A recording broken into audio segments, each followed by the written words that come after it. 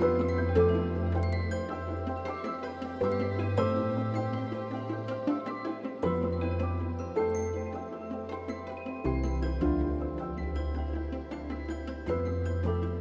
was during the pandemic when I started to dream about my grandmother, saw my grandmother in a dream. And I heard the word, one distinct word, kalentura. Maybe because it was the COVID-19 pandemic too, like we were all worried that we'd catch the fever. And I wrote it on a Post-it note, and I started to hear it in all the movies I've been watching, in all the series I've been watching, and I thought maybe it was time to give it life, to make it material. I talked to Juan Canela. Juan and I were supposed to do a project in Barcelona, but it didn't push through because of the pandemic. And then I thought maybe we can have others join the conversation. And because I've worked with Nobuo Takamori on several projects, we met around 2016, I think, and we've done 2 projects before that. Maybe Nobuo can be in the conversation. So the idea was to have an exhibitionary model that experiments with time and scale. And we wanted to be very slow. So we were adapting the gradational nature of fever. Like, you have very high fever, subsides, and then it rises again. Maybe because that was also the atmosphere we were living in during the COVID-19 pandemic. But it was really an experiment.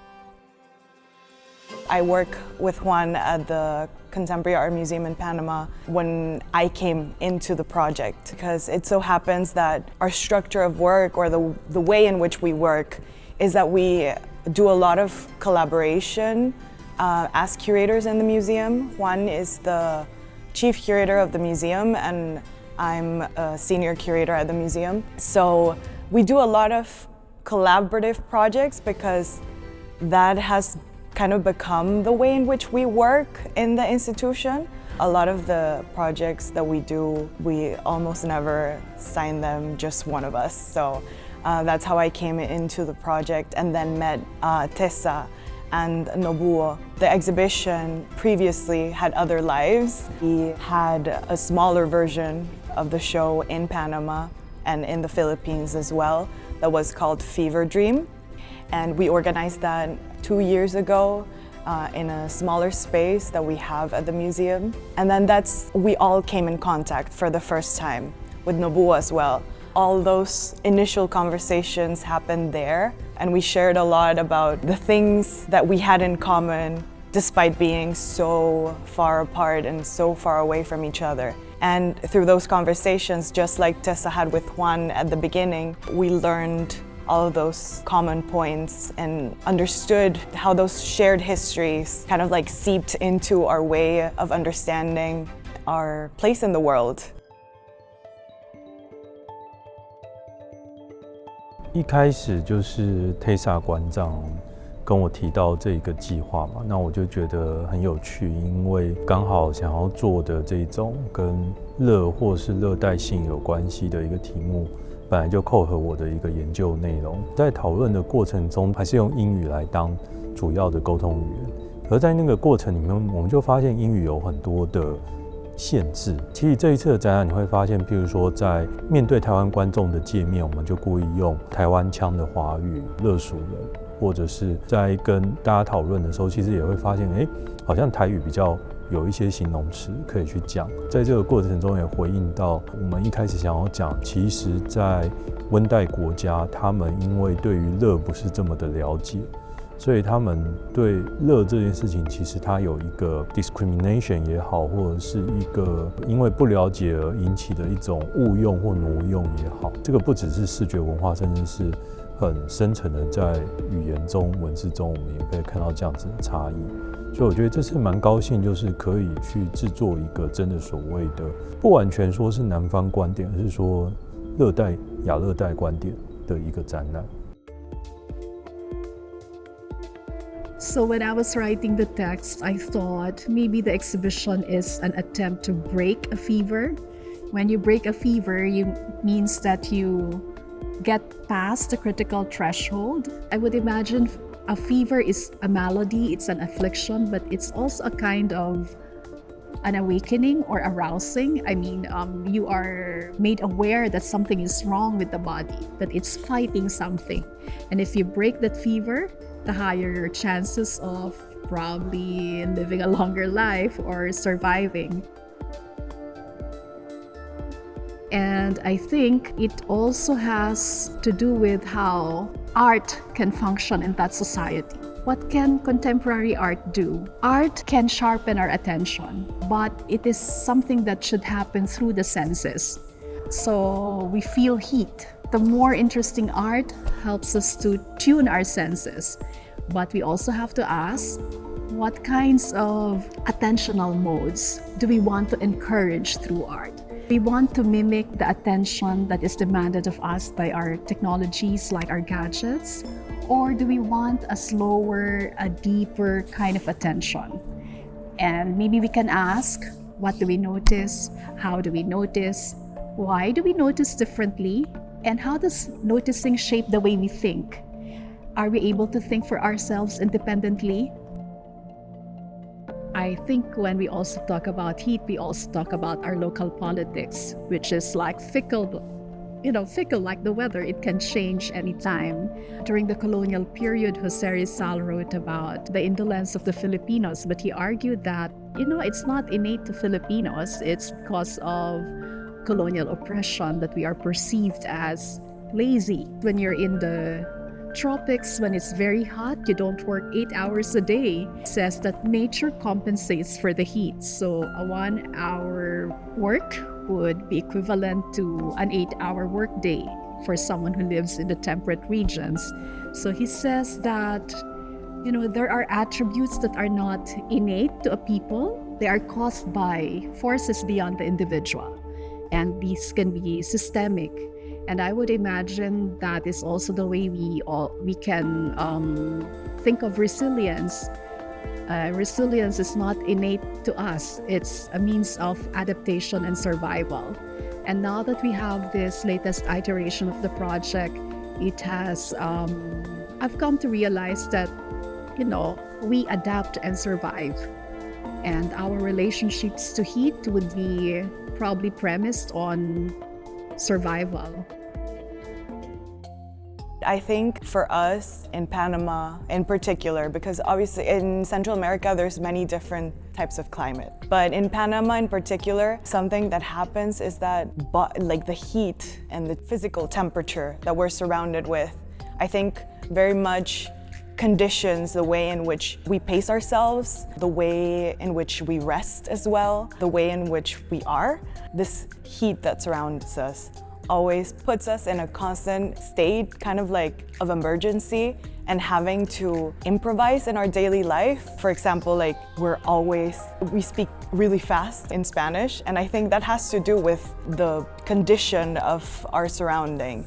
And then we have to, as I said before, improvise in our daily life as a response to that. I think it very much is present in our pacing, but also in the way that we rest, in the way that we talk to each other, but also influences our mood. We have this thing called depresión tropical in Spanish. So tropical depression. It's kind of like when it's raining outside and you see that rainy, but then it's humid and it's hot. It kind of really affects the way in which you are in that moment. The way in which I understand heat is kind of like an embodied experience, move in society and the way in which I move through spaces. But I also understand the historical implications that has in the earlier days of install. But it is true, one thing that Nobuo said, that people always perceive the people that live in tropical countries as lazy, have no notion of time, and that's a very colonial view actually. Our perception of time does not have to exist within these constructs of Western time. Yeah, I think that's one thing. And also, I've been thinking a lot about the word hotspot, because Panama in particular is a hotspot in not just geographical, but geopolitical terms. Obviously, as a space of connection, it's also a space in which that contains so much displacement too, no? It's Panama, and the waters that surround Panama and all of that circulation is never neutral. It's always so imbued and carried by histories of exploitation, displacement, dispossession. Yeah, that's also the reality of the space that we live in.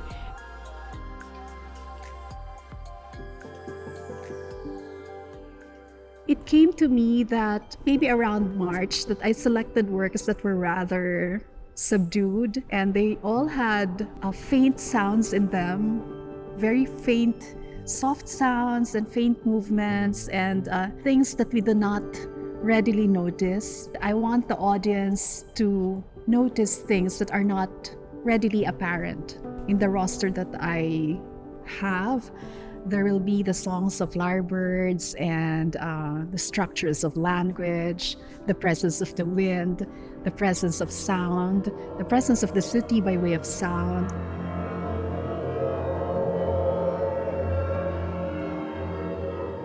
Not everything is visual, but they are aspects that we need to feel through the senses. All the systems that we've learned, maybe sometimes involuntarily, they're not readily apparent. So I think in that process, that's where noticing becomes crucial or very important. So I want the audience to notice the things that are not readily seen. And because it's a big exhibition, we have a lot of artists, a lot of works. I hope they are able to make the connection from one work to another, and probably inside their heads they would imagine a kind of conversation happening between the works and them being in that conversation.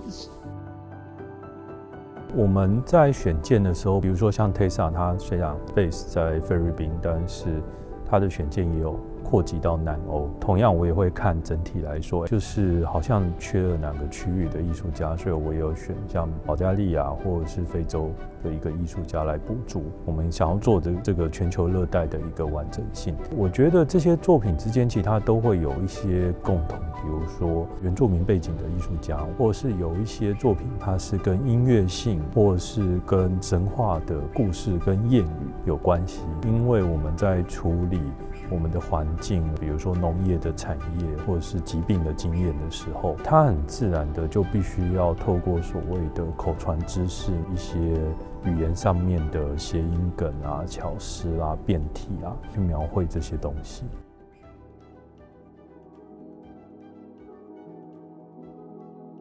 这一次的这个展览的规划手法，因为我们是3馆合作的一个展览嘛，但我们没有说一层楼一个馆或一层楼一个策展团队负责。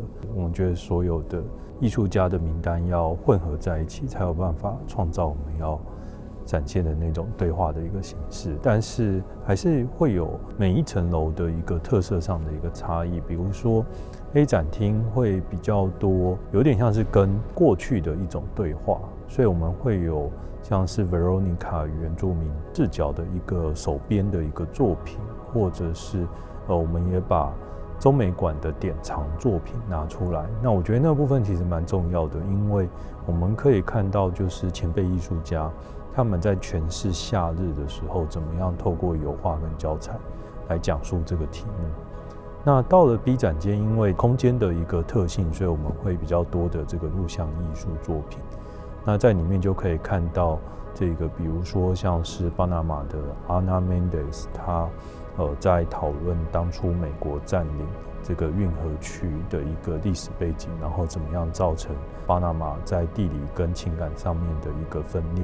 顺着那边作为一个开始，其实会看到这个各式各样的一个艺术家，不论是讨论性别的、讨论主义的，或是讨论这个居住的问题等等。我们可以说 B 展间是一个议题性比较重，可以花比较多时间去沉浸的一个地方。到了 C 展间的时候，就有一种豁然开朗，是一个比较大的一个平台。那我们在这边会看到比较大主件的作品，然后或者是像是这个蔡永兴的未来日记，它是完整的从6月到8月的一个版画作品，然后还有台湾团队太认真他们的一个关于台湾蕉业的一个产业的一个背景。when we have an idea, I speak for Juan and myself, our curatorial practice is more so that we work with the artist, that we have some sort of intuition and understanding, obviously, of their artistic practice. We tell them what the project is about, but we think how we can build that project together. And obviously give them and provide them the material conditions to be able to do their work in the best way possible, but also alongside that material accompaniment, because they have to do things, so that intellectual accompaniment is also very important in the way in which we work with artists and in that process in general. 透过艺术家们的一个作品，把我们日常生活的一个感受，或者是文化的一个经验，不论是比较文青的视角，还是这个文史的一个视角，我觉得这一些不同的一个经验，它都可以变成是让观众可以重新去思考，其实美术馆里的展览，它不是一个很遥远的跟我的生活没有关系的事情，或者是某种我们崇拜的一个异国文化，而是看完这个展览走出去，因为我们又很刻意的让展期是安排在6月到8月，看完这个展览走出去，淋淋雨，感受热气冲天，或许又会重新再想到展览里面讲的一些故事。